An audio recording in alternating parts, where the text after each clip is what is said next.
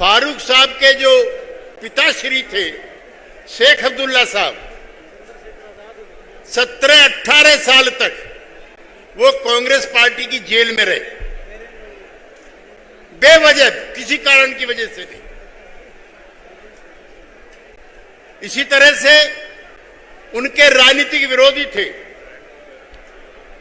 मुफ्ती मोहम्मद सईद साहब, सारी जिंदगी उनके विरोधी रहे।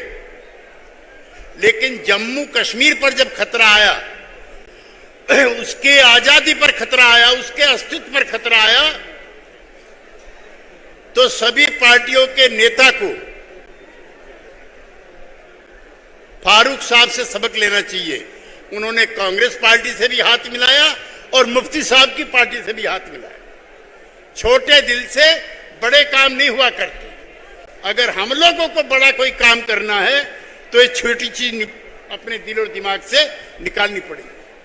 दूसरा उदाहरण चौधरी देवीलाल जी का है। 1987 का चुनाव था, भाई ओम प्रकाश जी हम लोगों के नेता बैठे हुए, शाहिद सिद्दीकी साहब किसी गलतफहमी के चलते लोकदल अलग लड़ा, जिसका अफसोस हमें रहा।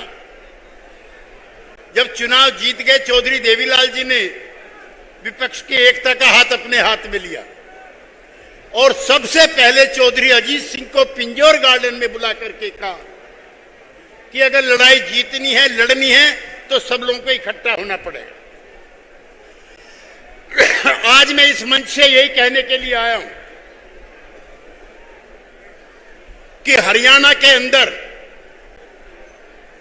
अगर कोई फैसला कुन लड़ाई जीतनी है तो इनेलो और चौधरी ओम प्रकाश चौटाला के इर्द गिर्द इकट्ठा होना पड़ेगा।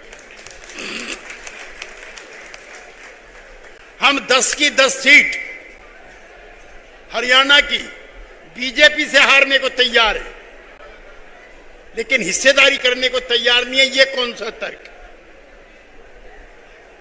आज बड़े काम के लिए चले। फारूक साहब जब बोलेंगे तो बताएंगे कि देश के सामने कितना बड़ा खतरा है। 750 किसान